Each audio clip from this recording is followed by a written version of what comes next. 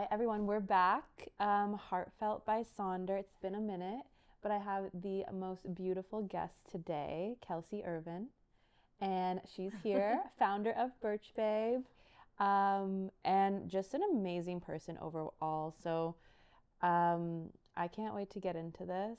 We are in the lovely city of Toronto. It's beautiful. How's it feel to be in Toronto? I love being in Toronto. Yeah. I love being in Toronto. I'm from Toronto. I've lived in Vancouver for 5 years. And every time I come here, I feel like I'm home again. And the energy's different. My partner's always saying to me, like, oh, you come home with like your Toronto energy. Not in a bad way, but it's just like Vancouver's a bit slower paced. Toronto's so fast. And Toronto's so fast. And I find that in Toronto, like I wake up at 7, I leave the house, I come home at 7, and the day is just like, where to go? It's just packed with so many cool things to do or places to work or people to see so I love Toronto. I love that. Well, welcome. Thank you so much for having me on the show, on the podcast. Of course. No, this has been a long time coming. Yeah. I want to get into your story. I want to get into who you are. But first, I have to preface. Ready for this? These products have changed my life. Birch Babe? Yes. Oh my gosh. Like literally have changed my life. I actually get excited to like put them on my face. You get excited to do your skincare routine? Literally. And Are you serious? Like literally, I don't know what it is. Like what is it? I love hearing that. And also, I would be lying if you're not the first, if I said you were the first person to say that, but I love that you have said it. I'm always curious though, because I know what my answer is. Yeah. What is it about Birch Babe that makes you excited about using it on your skin in the morning or at night? It's the fact that they're so clean. Mm-hmm. And when I put it on, it's like fresh. Yeah. Like there's no like, you don't feel heavy. I literally smell like the tropical freshness to it. And it just feels so clean.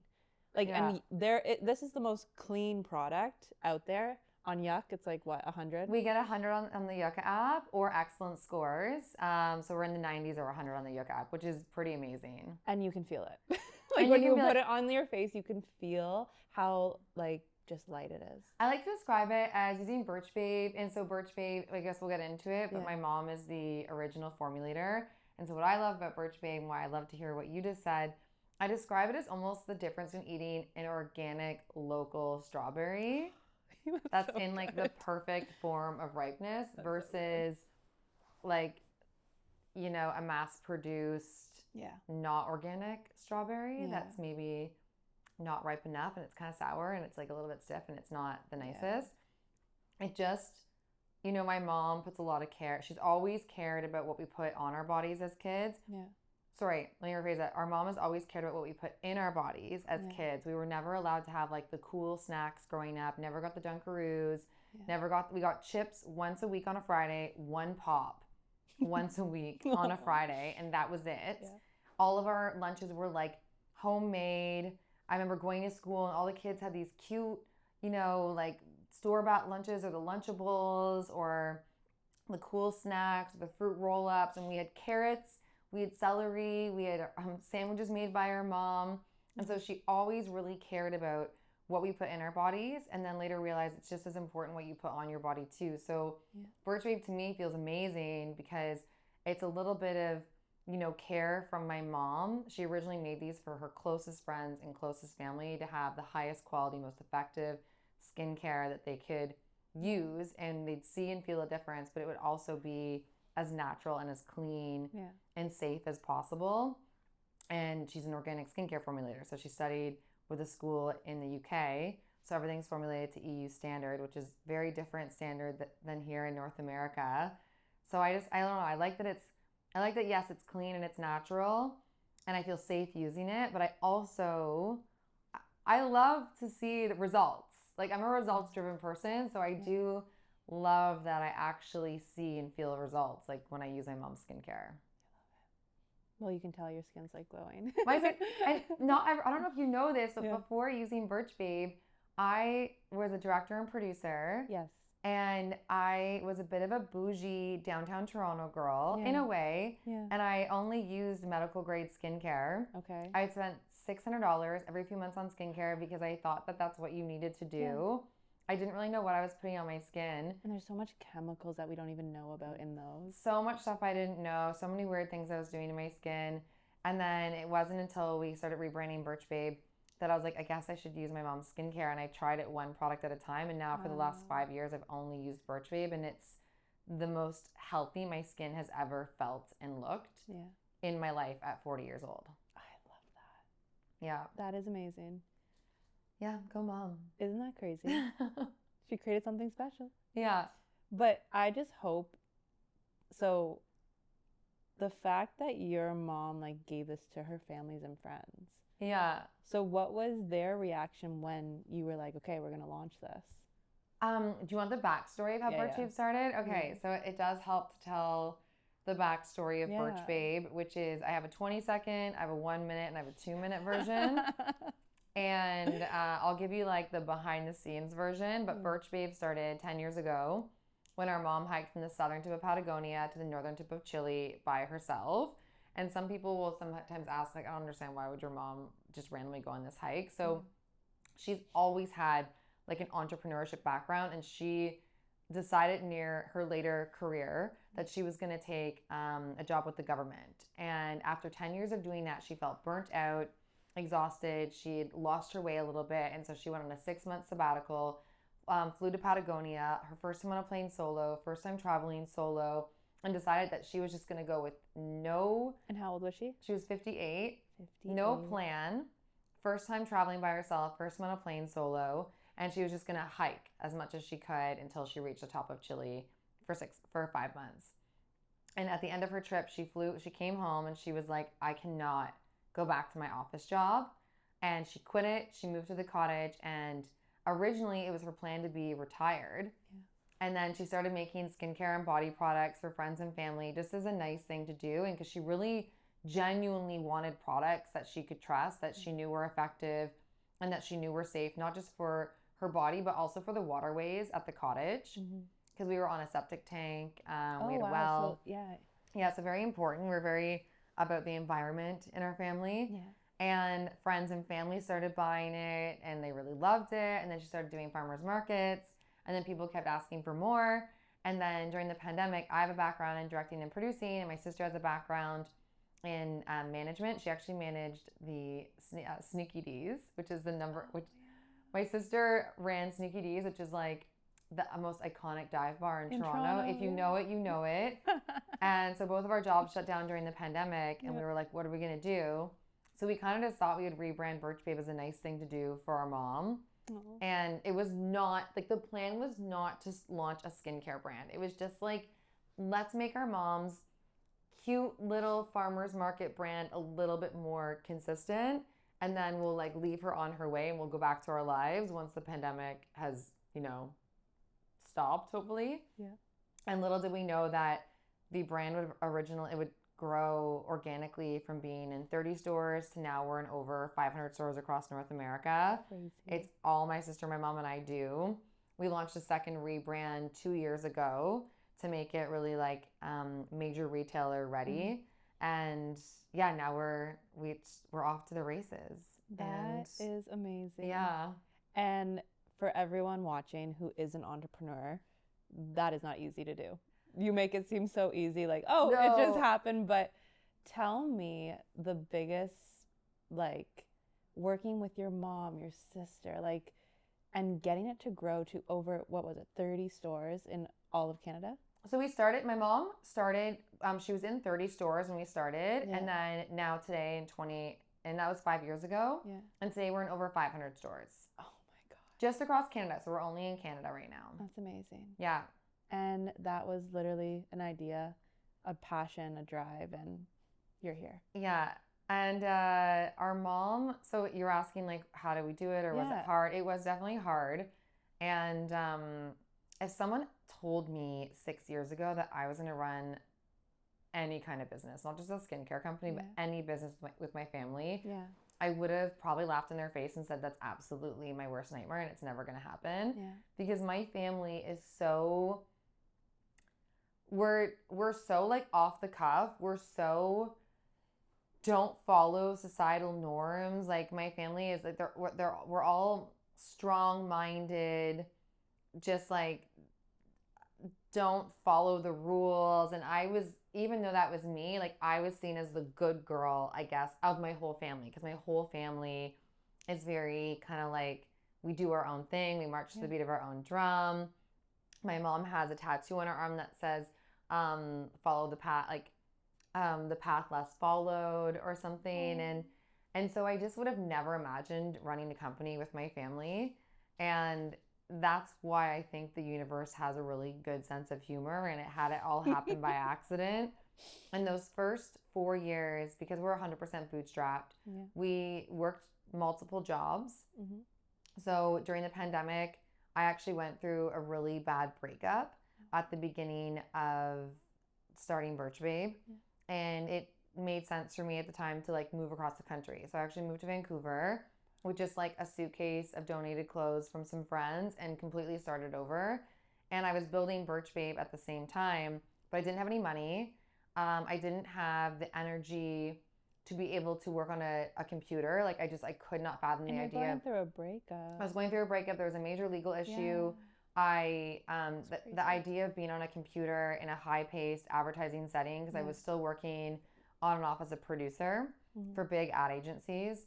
And it was just like high stress, a lot of emails. And I'm like, I cannot imagine going on a computer right now at the state that I'm in, but I don't want to do nothing. So while I was in Vancouver, I actually met one of my closest friends ran an Airbnb company, and she also ran a cleaning company, and she offered a job cleaning Airbnbs for me, which I never would have imagined I ever would have done. I'm like, not even a good cleaner. And I was like, sure, I'll do it. I'll do anything that doesn't involve opening a computer. Yeah.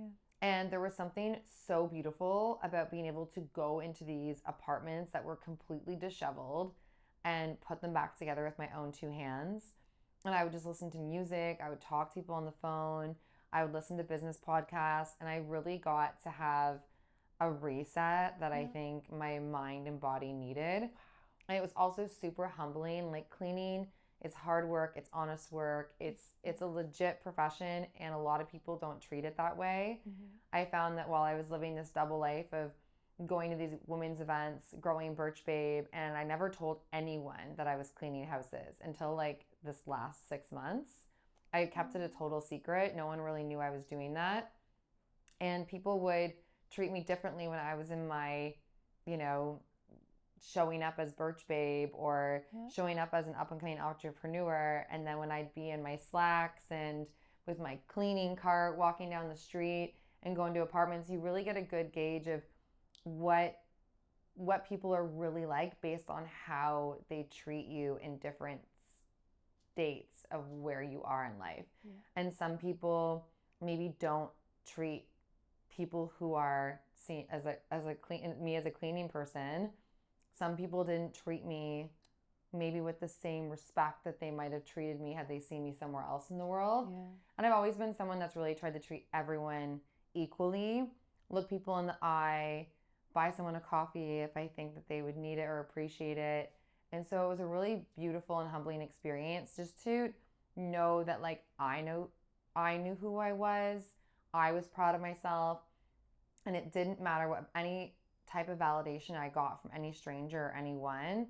Like I knew I was doing the right thing and I was on the right path, and that was just like the most beautiful experience I could have ever gone through, was doing that. And the universe literally put that in your life for a reason. Yeah. Wow. Yeah. And so it looks easy on the outside, but my sister worked at Sneaky D's for the first 3.5 years. Yeah. I worked as a cleaning person, and then I took, when I felt ready, I started going back into production. I was doing part-time producing and directing 6 months of the year to make money. And while I was doing that, in the mornings I'd work on Birch Babe, in the evening I'd work on Birch Babe, and on the weekends I'd work on Birch Babe. And anytime I was in someone's car, like bless my friends and family, because if I was in your car and I had a computer or a phone, I was working on Birch Babe in the passenger seat. Like there's so many times I was in a car and I was like, I just have to get these social media posts up. Yeah. And I would have my computer on my lap, like writing the captions, making the posts.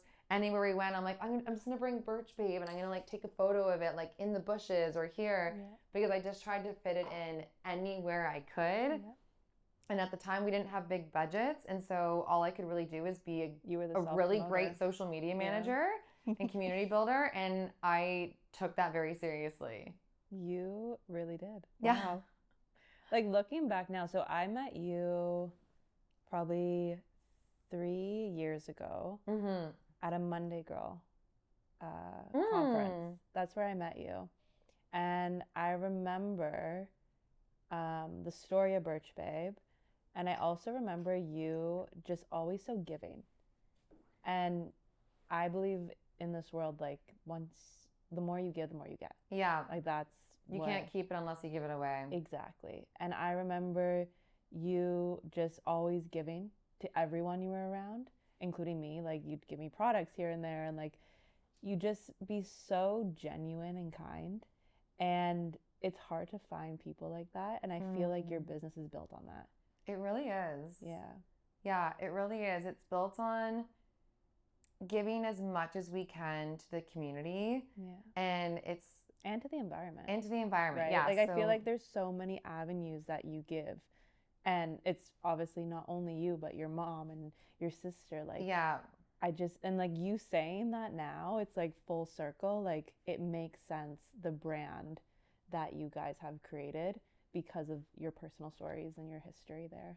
Yeah, I think that's a really great point too of how to build a brand on integrity. Yes. And it really was from the very beginning stages. If we said we were going to do everything we could to be as sustainable and natural as possible, we meant it. And a story that happened in the first couple years is we had these lip and cheek tints. They're in compostable tubes now, but they used to be in these like glass little jars, and it had a metal lid. And our manufacturer shipped us plastic lids by accident because the default was always plastic lids. Yeah. And at the time, like we were growing organically by being available and purchased by a lot of refilleries across the country that were popping up, especially during the pandemic. And they were really interested in Birch Babe, not just because of the quality of the products, but also that we were all about sustainability, vegan, eco-cert, fair trade, cruelty-free, plastic-free wherever possible. Like we're like still 98% plastic-free and package-free wherever possible. So these lids got delivered to us that were plastic, and we thought, okay, well, it's one of our top-selling products right now. We can either sell it with plastic lids or we can have them out of stock, send the plastic lids back and get the metal lids delivered and wait. Yeah. And we were like, you know what? If you're not doing it right, you're not doing it right. Like it's there's no gray areas here. Yeah. And so we actually had the lip and cheek tints out of stock for 6 months, which we couldn't believe because they were such a popular product while we waited for these metal lids. Yeah. But it really set the foundation of how we do things at Birch Babe, which is that we don't settle and we don't do gray areas. Like if we know there's a better way, we will do the better way. And I think as a young brand starting out, it's so easy to get sucked into so many different shortcuts or POVs, or they're doing this or they're not doing that. But it's like, if you know what you stand for and you know what you want to see in the world and you're able to just like put a stake in the ground about it, do it.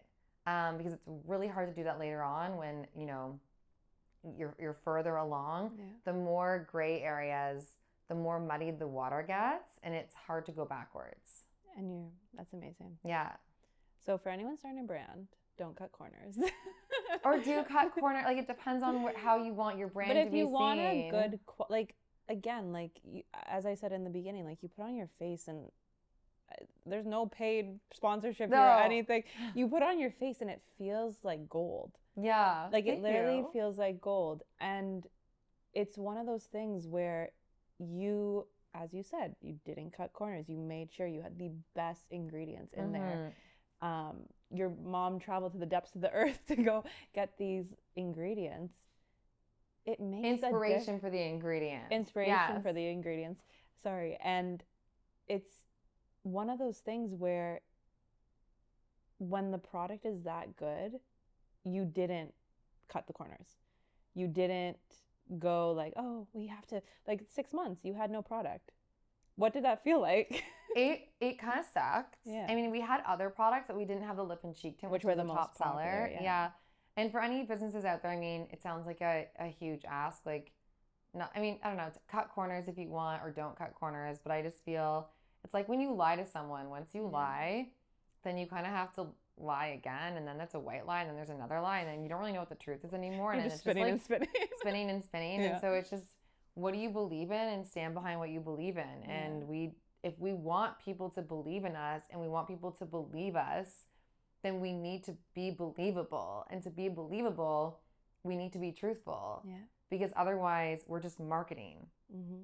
And I think that was what was really cool, is that Birch Babe, not everyone knows this, but for the first 3 years, the branding didn't look like this. Okay. We just had these basic labels. The logo was still a tree, but it was kind of like, if you Is that the tree of life? What is that, like, tree? The tree just started because when our mom first had Birch Babe as a brand, we only named it Birch Babe because she was like, I'm making skincare, people are buying it, what do I call it? And we were like trying to come up with names, and then we were like, okay, well, every morning you hike to your favorite birch tree and you do these like really, like, you talk to Beatrice. She calls the weather goddess Beatrice. And my mom like has a legit relationship with Beatrice. I'm not even joking. One day we were doing this 200-kilometer bike for MS, and she decided that we were going to drive there in her convertible at the time that has like a pull-up roof or whatever you call it, and the bikes were in it and the roof wouldn't pull up, and it was like torrential downpour we were about to drive into, and she started talking to Beatrice, the weather gods, in her mind, like that's who it is. And we drove, there was no rain. We got to where we were going 3 hours later, there was no rain, and when we got there, they were like, you just missed the rain. And then where we came from, they were like, you just missed the rain. We're like, where did it go? Like, did it pass us? Did it go around us? So there's been many times that we've avoided weather when our mom talks to Beatrice. So sidebar. She's magical. She's magical. So our mom goes to her favorite birch tree magical. every morning, talks to Beatrice, thanks Beatrice for the weather, like that. Sets the day. Yeah. And she's a babe. So we were like, let's just call it Birch Babe. But there's no birch in any of the products. Wow. Newsflash. Except for one, which is the Muscle Balm. Oh. It has birch bark in it. So we do have birch in one product. And so we called it Birch Babe. And then she had a tree originally, but it was like a random tree she found on the internet. I don't even know where this logo came from. It had a little girl on a swing on it. And we're like, we can't use it anymore. So when we made the first rebrand, it was like $500. We had a logo made on 99 Designs. Super basic. Didn't know anything about branding. And it was like a tree on an angle with these big leaves on it. And we had them on all white labels. We printed them on a $300 Canon printer ourselves for the first 3 years, and then just put them on these amber bottles that we got locally. And nothing was in boxes. And so it shows that like you don't always need really good branding to sell a product. Sometimes you just need a really good product. And that's what got us through those first 3 years. I think we got to 550,000 that way without good branding. And then when we launched the rebrand, which you see today, which is beautiful boxes, are all 100% recycled craft paper. It's still aluminum glass or compostable packaging. We launched that in January of 2024. And I love telling this story to up and coming entrepreneurs that I naively thought that because the packaging was so much nicer, that the product would just sell itself. And I was so wrong.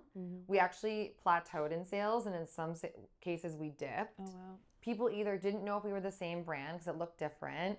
They thought that maybe we sold out and the packaging was plastic. So there's like a confusion. It's it's aluminum, but it's painted white. So online it might look like plastic. And they didn't know if maybe we sold out. We were a different brand. They couldn't find the brand. And then we had a whole new target market that didn't even know who we were, who would be interested in products that were in slightly more elevated packaging. But we were just trying to sell pretty packaging, like pretty photos, pretty boxes, pretty ads, and pretty doesn't sell. I learned that the hard way. And so we were like, what are we going to do? And we ended up going to trade shows at the advisement of a couple friends I'd spoken to who were a couple years ahead of me in their businesses. They're like, we just started going to trade shows and interacting with customers. And so we booked every penny that we had. We threw it into one of a kind, CHFA, which is a retailer show. And we just showed up. And in desperation, I remember my first one of a kind show. No one knew who we were. We didn't know what we were doing. And we were trying to sell enough skincare to pay for our booth. Yeah. Plus make a little bit of extra money. Yeah. And so any person that walked by me, I would talk to them. And I'd be like, we're natural skincare. We're sustainable skincare. Meh. We're made in Canada. Don't care. Yeah. We're woman owned. Okay. Yeah. And then finally out of desperation one day I went, 10 years ago, my mom hiked from the southern tip of Patagonia to the northern tip of Chile by herself. And they're like, oh, when she came home, she was so inspired that she quit her job, went back to school at 60. And I had the story of my mom, and it used to be 5 minutes long. And then I got it down to 2, and now I have a 20-second pitch. And people were interested. They wanted to hang out. They wanted to buy the product. They wanted to learn more. They trusted the story. And then we had an ads team at the time, and they said, we should make ads about this. You should talk to camera. And I was like, no, I'm not doing that. You're like, I'm just trying to sell a product. I don't think I want to do that. And they go, no, you have to. So then I remember going into the backyard of our studio, which is in Bon Echo Provincial Park. So middle of nowhere. I went into the forest in the back. I had a phone. I went like that. I told the story of Birch Babe in under a minute. I sent it to this ads team and I said, do you mean something like this? Yeah. And they go, yeah, like that. And I said, okay, cool. I'm going to go film it professionally with lights. I'll have a nice outfit on. I'll do my makeup. I'll do my hair. They're like, no. We're just going to use this. And I was like, no. That was just like a trial. They're like, no, we'll use this. And then that video ended up being like the best performing ad. And so that story became our strategy. And that's how we ended up growing like the 20% month over month in 2024. So we turned everything around in 6 months. And then in 2025, we grew 174%. So we ended 2024 at 850,000. And then we ended 2025 at 1.7 million. Let's go. And then we just passed our first 2 million in 365 days, primarily only advertising, selling in Canada. And still 100% woman, family, Canadian, owned and operated and bootstrapped. So it's cool. That is amazing. Yeah. All because of the story. All because of the story. Well, that's the thing too. So that's another, so I work in marketing, advertising and stuff like that. And there's been products, we worked with CPG products, everything. They don't sell. And it's so hard for these companies to sell. And the reason being is there is no story. And that is one of the reasons what also made me fall in love with the brand is the story of, it's relatable. Like, I would love to work with my mom in pursuing her dreams. And that's how it started. And you say that through all your stories. And every time I talk to you, there's it's us three and we're growing this business together. Yeah. And it's the most authentic, raw story ever. And without that, what's the point? Right? Honestly, you're making people feel something. And I think that's the most important thing, because there's brands I'm not going to say the brands on the podcast, but there's brands out there that are just push in sales. I don't want that. I want to know your trauma, and I want to know what literally got you to this point, and that makes me buy in because I know how hard you worked, and I know how hard it is to get from A to Z. And yeah, it's amazing that the product is one of the most high quality products, but people want to feel something. People want to actually understand the trials and tribulations, and without that, what's life? What is life? And it's a bit of a, you're making me think about, it's a bit of a triangle. It's kind of, you want to know the story so you can stitch your heart to the story, resonate with and resonate with it. you want to know that there's backing behind it that you can trust. So you're not like, people can have a really cool story, but like, are you testing it? Are you qualified to be making this? Like are you third party testing it? Are the claims real? Like, are you going through, like, it's really good to manifest, but, and have a story and all that stuff, but you need to take action at the same time. So it's kind of like that triangle of the story with the credentials, and then the product actually has to be really good. Yeah. And that's important because like a lot of people can buy into hype, and it's really easy to buy into hype because hype is fun. And trends are super fun, but nothing beats quality and consistency. Yeah. And that's what makes me really proud. Like, we have over 55% return customer rate, which is really high in the skincare industry. And that's because all your trifecta, the story, it's all firing, credentials, and then it's actually a really good product. So then people actually want to come back. Like my favorite order, which I talked about on Dragon's Den, is not the first order, it's the second order, because usually I see the second order come back within a month or a month and a half, which is interesting because it's not that the product ran out, it's that someone bought something and they liked it so much that they wanted to buy other products. Yeah. That would make me so happy. That makes me so happy. Sometimes I can't see them all, but sometimes like I'll just skim through orders, and then I'll be like, oh, which one is this? And I see it's number 2. And if I see it's the second order, I'll open up that order and then I'll look to see when they made their first order. I love that. Yeah. Okay. And also, let's talk about Dragon's Den. Yeah. So you just went on Dragon's Den. We just went on We went on Dragon's Den a year ago, but in it the just spring, premiered. and then it aired in January. And how was that? It was the most terrifying thing I think I've ever done. That's not true. I did once go whitewater kayaking with a guy that I had a crush on. Ooh, as a date? Kind of as a date. It was just the 2 of us, and it was in the off season, and I definitely had no place being there. I have so many questions. I used to date men that I thought were cool. Adventurous. If they were like adventurous. Okay, but wait. So was this like you were seeing each other for like 6 months? Was it like the first? It was like sort of like a honeymoon? romantic getaway. Like I would get on like a bus and I would go visit him because he was like taking a break from life and he was living in a cabin in the woods. I love that. And then he was like a whitewater rafting instructor or whitewater kayaking instructor. And he just brought you along. One day I was visiting him and he was like, "We're gonna go whitewater kayaking tomorrow," and I was sort of like, "Okay, but what really, do I wear?" I'd be like, what am I wearing to this? What do I wear and how do I survive?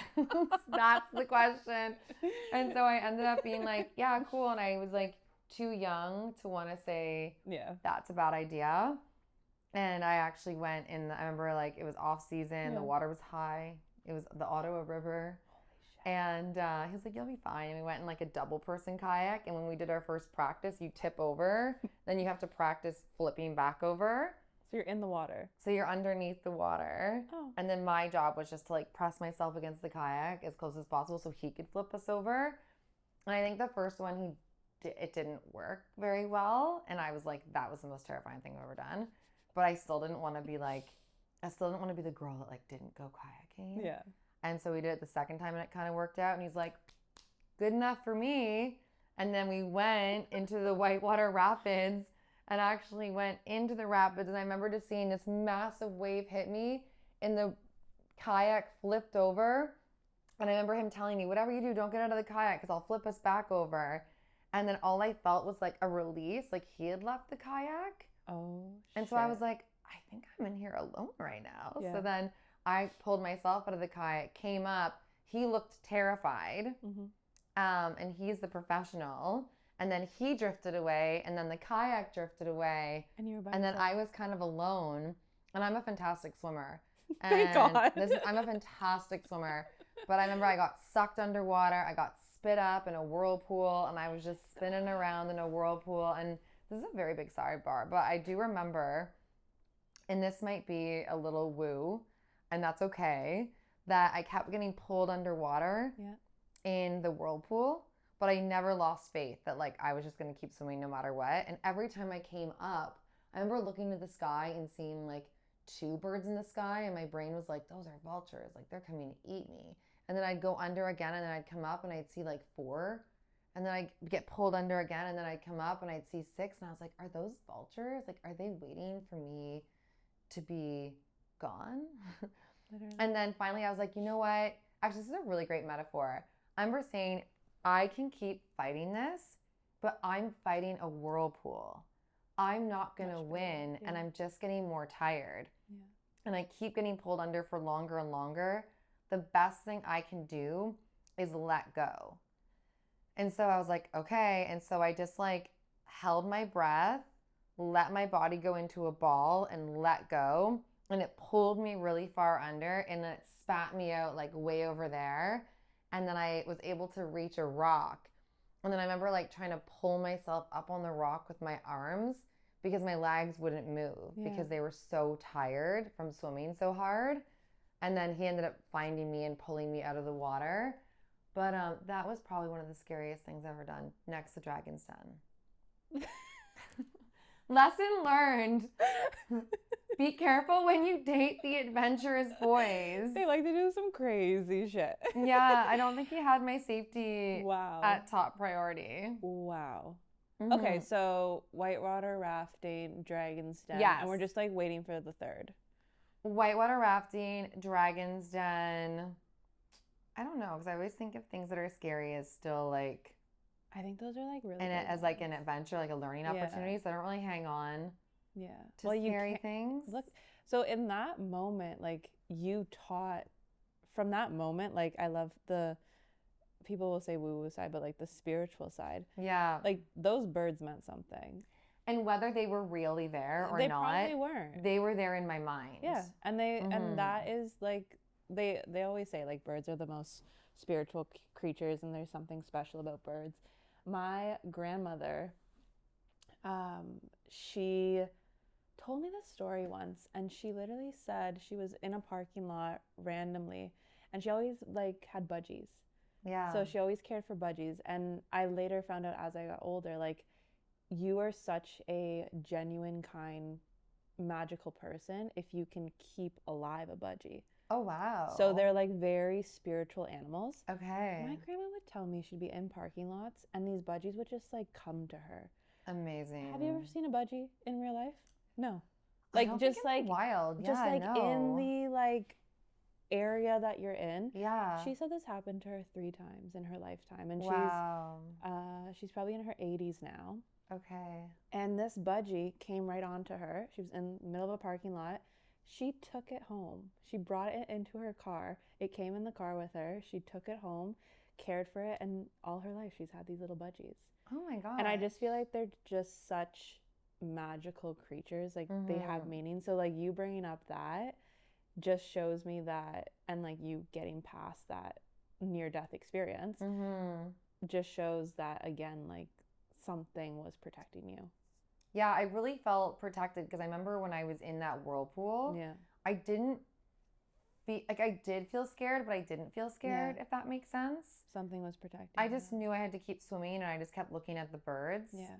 And you knew that guy was not protecting you. I definitely wasn't waiting for him. I think he was like actually, far down. I think he tried to throw me a rope or something a couple times, but like he couldn't get it far enough. That's like terrifying. I think there was a rope that was thrown a few times, but then I couldn't get to the rope, and the rope couldn't get to me. It's terrifying. So what was the conversation after? Like, hey, great date. Like, we made it.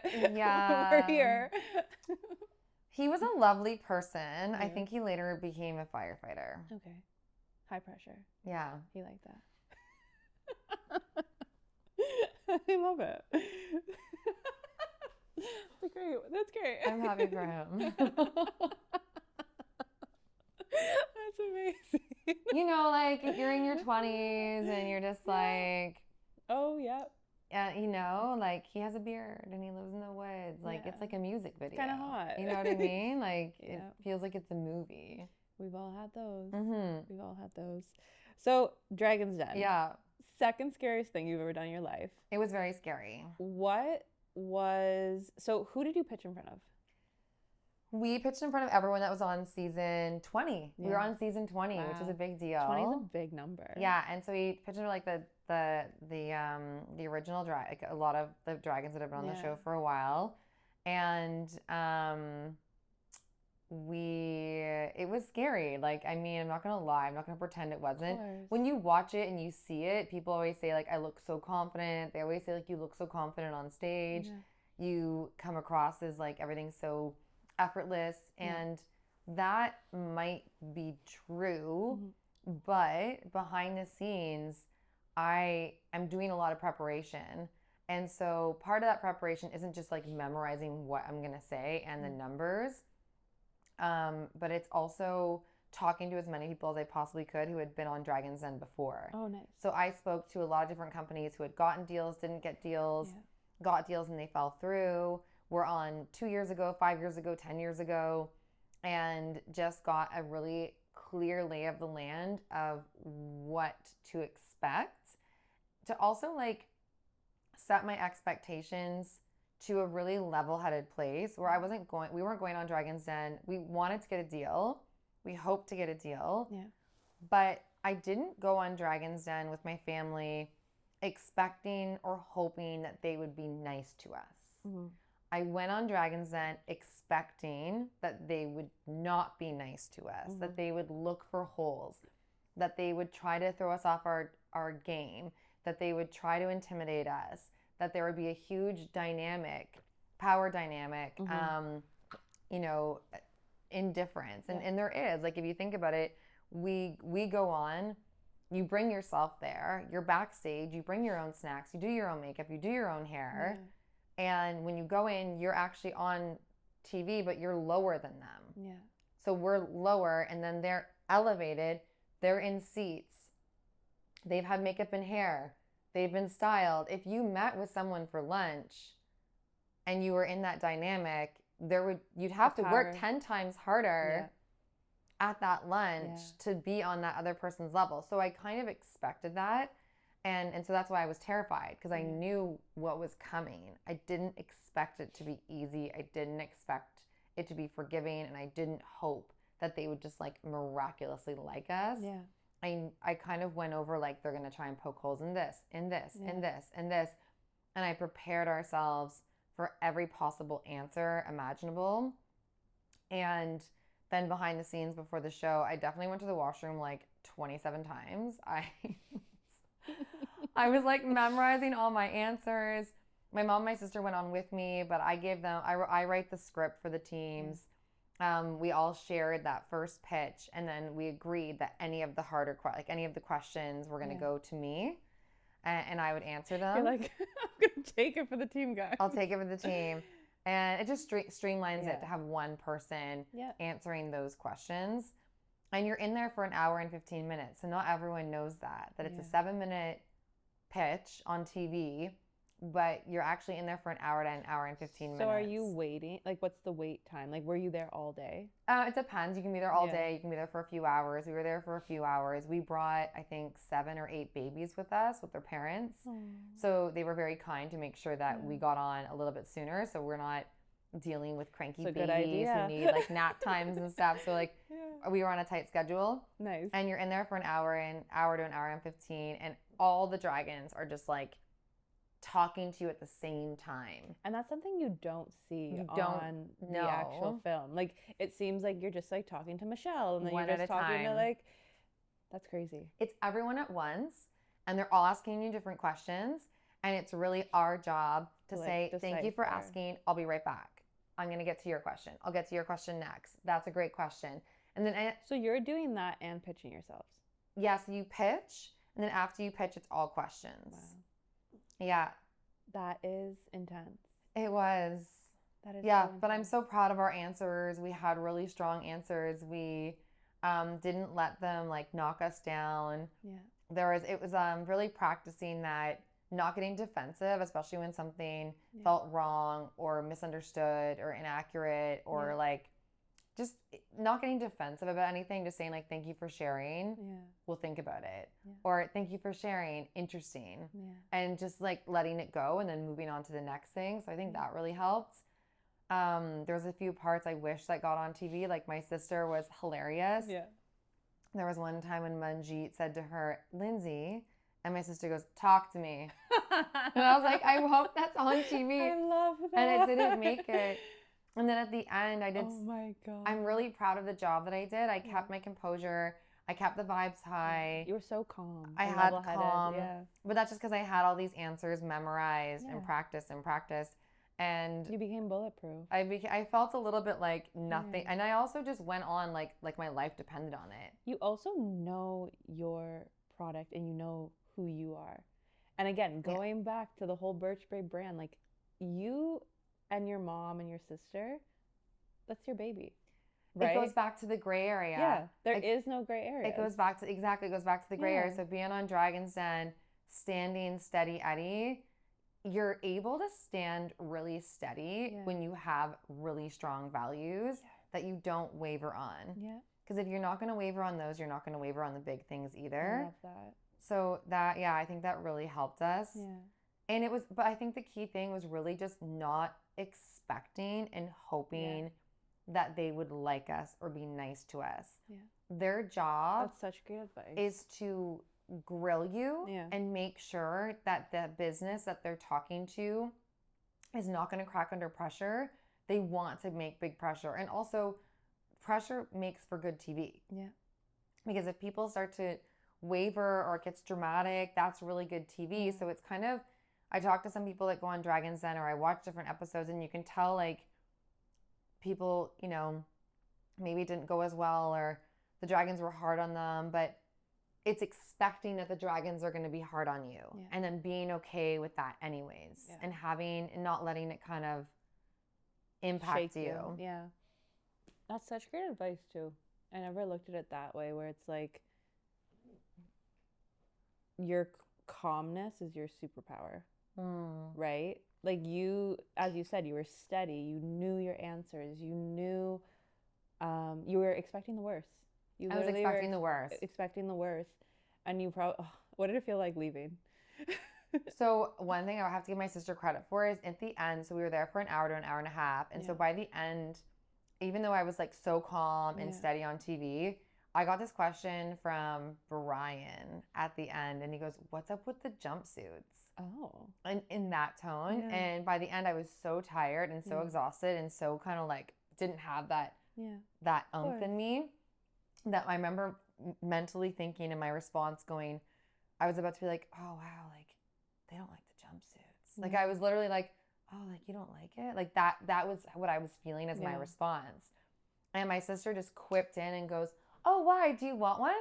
I love that. And that's the response you're looking for. And that's kind of like the response. Lighten the mood. I had most of the time. I got worn down at the end.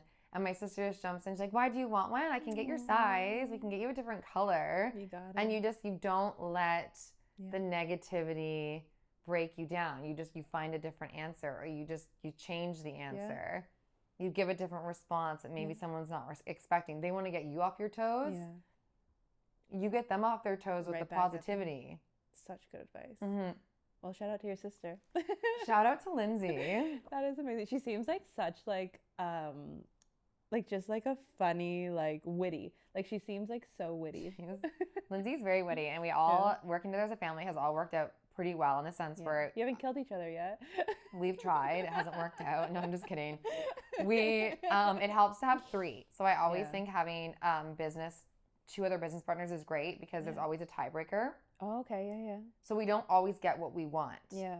And sometimes 2 people want to make a decision and the third doesn't. And we're like, okay, well, 2 against 1 to keep things moving. Yeah. Keep things moving. And then if it doesn't work out, we have like a general consensus across the board that you don't hang on to it.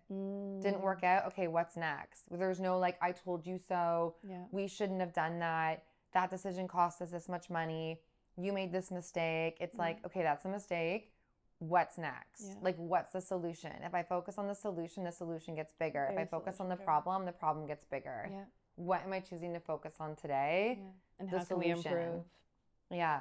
And so that's really helped our business dynamic. Yeah. And then also I was watching Succession at the beginning of the pandemic and I was like, oh my God, is this going to be like Succession?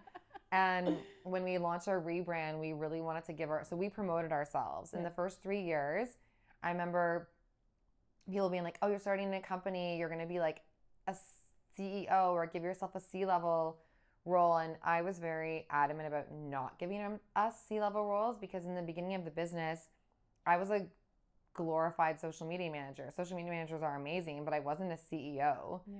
I was doing the social media because we didn't have money for other teams. We didn't have money for ads budgets. We didn't have money for like SEO. What am I CEOing? Like, I'm not. I'm like, I was doing social media and I was building communities. So I gave myself a marketing manager role. My sister got a, I think it was an operations manager role, and our mom was like founder and formulator. Yeah. And then 3 years in, when we launched our rebrand, I knew if we wanted to do any press or PR or podcasts or interviews or talks, people weren't necessarily going to be as excited about me as a marketing manager. They'd want to talk to a CEO. And I'm more media trained than my mom, and our mom is more in the country. So we went online and we looked at job descriptions for CEOs and COOs. We talked to AI. We looked at what a CEO does, and we looked at all the things that we were doing. And we saw that I was doing everything that a CEO was doing by this point, and my sister was doing everything that a COO was doing. Okay. And so we promoted ourselves. I love that. And then we talked to a lawyer, and we got all the paperwork written out with our roles and made it legit and professional. And I was a little bit nervous that if I was a CEO in some traditional places, you know, people see a hierarchy and that a CEO is above a COO. Yeah. And I didn't want to be above my sister. Yeah. I see us very much as equal. I couldn't do it without her. Yeah. I don't think she could do it without me. Special. We have very different roles. And so with the paperwork that we laid out with the lawyer and how we were splitting up the business, even though I had the CEO role, we are equal partners. I love that. Yeah. And see, you wouldn't be able to do that if it wasn't for family. Like, I feel like in corporate world, it's always like what you said, like it's CEO, then COO underneath the CEO. But again, it ties back to how genuine and how authentic this brand is. Yeah. Built by the most authentic people. We try. You got to. Yeah. No one's perfect. No one's perfect. Yeah, I'm definitely not perfect. No but one's I definitely try to be as authentic as possible. Right? Yeah. And it just like seeps through because that's who you are. And I'm 10 years sober. So like that also helps that that's amazing. My sister can't lie because she's a horrible liar. Yeah. And my mom's too blunt to lie. And then I am 10 years sober. It's amazing. And I'm in like a group program for that. And you can't lie. Yeah. Like if you lie, it's kind of like goes against like the beliefs of what I do to stay sober. So it really is like leaning into authenticity. And again, like if you lean into authenticity and being honest and focusing on that single source of truth, that always seems to open the doors. But as soon as you let a little bit of a gray area in, or I let like there's a little bit of a gray area over here, it muddies the waters, and it's really hard to determine like what's real and what's not. What's like where the single source of truth is. Yeah. Well, thank you for sharing that. Yeah. That's amazing. Congrats. 10 years is huge. Thank you. And again, like that is so strong. That is so strong to be able to like say that and like do the things to get you to that point. What would you tell someone that's maybe going through something similar to what you did go through, and to just give them some wisdom and like some motivation? If someone's looking to get sober, or just go through a big life change, get sober, because there's, again, we all suffer. So many life changes. I'd say if it's not working, it's not working. And I think like something, you can bang your head against the wall so many times and eventually it just gets really old. It's like I need to change. It just gets really old, but it's remembering, for me anyways, that my thinking can't get me out of my thinking. Love that. So if I'm not thinking or seeing the world the way that I'd like to see the world, then I'm not going to be able to get myself out of that. I need to hang out with different people. You know what I mean? Like go somewhere different, go to group therapy, go to a therapist. Like I love group therapy. I think it's amazing because, you know, the universe speaks to me through people. And I hear so many things that reassure me or inspire me through other people going through similar things. It's really a nice way to also not feel so alone. And it's just getting myself out of that thinking, but through the voice and the inspiration of someone else that's not me. So I can get that reassurance and that different perspective, and then the consistency of it. Because I think sometimes people just like want, it feels like you can fix it with a magic pill, or you can fix it with just like one yoga retreat, or you can fix it with this. But, you know, things compound day over day with little changes every single day. And then I'm trying to remind myself too, like when I'm on the beam, I'll say I have this like morning ritual that I do where I'll wake up. I keep, like if I'm on the beam, right now I'm not on the beam. I'm like working from 7 a.m. to 11 p.m. I am not doing this, but I'm not beating myself up over it because I know that it's chapters. Yeah. And when I am on the beam, which I hope to be within the week again, I'm waking up. My phone is in a different room. I don't check it because I want the downloads to be from the universe, from my higher source, from within me, not from my phone, not from Instagram, not from my email, as like the first source of truth when I wake up in the morning. So when I'm on the beam, I wake up, my phone is not near me, and I go and I write in my journal. I use a journal from Please Notes. So it's like really easy questions to answer, or I'll do freehand writing in a couple pages. I do like a little meditation. I do a little reading, and then I do like a little prayer to like, you know, help me get through the day with grace and stay sober. And what I find is that just helps me really set a good foundation. And something that I've reminded myself and other people who ask me is like, I used to think, oh, if I'm going to meditate, it needs to be 10 minutes. It needs to be on a pillow. It needs to be in this special area. And then one day I was just like, you know what? I have 2 minutes. I'll just put a 2-minute timer on my phone and just do it for 2 minutes because 2 minutes is better than none. And then eventually it was 3 minutes and then it was 4 minutes. So it's reminding me that it's better to start small than wait to start the way that I think it's supposed to be. And that's the same with business. It's the same with friendship. It's the same with working out. There's always this resistance because I feel like I need to start and be at the end result when I start, which doesn't make any sense. You just have to be, you don't even have to be ready. Just like show up even at the gym for 15 minutes and then leave. You know what I mean? Like just start. And then see what happens the next day. Such great advice. I love that. Yeah. Love it. I love it. Love it. Just start and like, and be okay with it being messy. Because if it's messy, that's life. Like it's always going to be messy. Oh my God. It's so messy. I don't care what anyone says. It's so messy. It's so messy. But, so I like to look at life as like a movie. Like we're all just, it's a movie. We're all just passerbyers in like other people's lives. And Rhea has a song and she said something and it spoke to me so like crazily. She was like, we're all trying to be perfect, and the ones who succeed are just better at hiding it. Yeah, or the ones that I guess seem perfect are better at hiding it, or maybe it's like the perception of how we see them. Yeah. You know what I mean? Exactly. And it's going to be messy. We're just going to keep going. That was such a good conversation. Thank you so much for having me. Thank you for sharing all that. Of course.